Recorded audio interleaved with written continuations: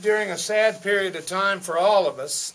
I think that John Rash and I have kicked this around and lost to Steve Cannon, but I think, Tommy, you were probably closer to Cannon than all of us. You spent some wonderful personal time with him, and you got to kind of go through the end of it with him. That had to be hard, but you had your own Steve Cannon.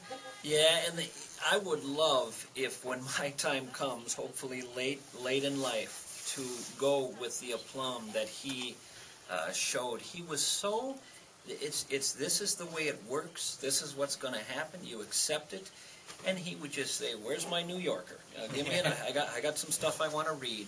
He wasn't bitter, and I just watched that. The grace that he showed to me was inspirational. Well, you referenced he had a lot of confidence on there, and obviously he had a lot of confidence in his life all the way through, and probably that confidence can help lead to grace and go out gracefully, as you mentioned.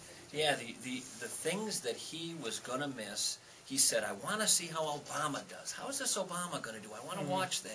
I want to see the Vikings, how they do next year. They're going to go with Tavares." I mean, he was 81, but he might as well have been 21. It's funny. A lot of people didn't know, and you made a point in an earlier conversation we had.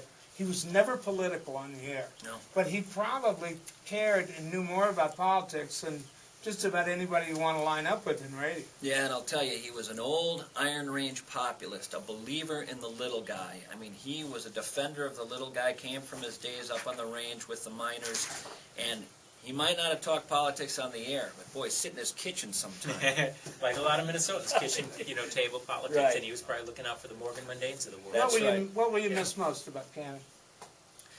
The long messages on the voicemail that would go on, and sometimes involve Morgan, and sometimes involve people I don't even know from his past, and I'd save them and think, how can I ever get rid of this voicemail? It's like a little book, a little novella or something. He'd call up and leave a message and say, "I talked to Barney the burglar yesterday, and he said you're in big trouble," or something, and he'd lead into it that way. Yeah, they were gems. They were just gems, and I couldn't wait to see him.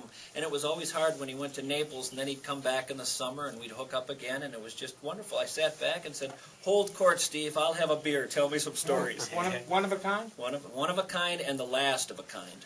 Yeah. Very good. Tommy, thanks for coming by with us, Johnny. Wonderful job. Thank you very much. So much. Thank you Very both good. for being Nice here. Steve Cannon passes at the age of 81 of cancer.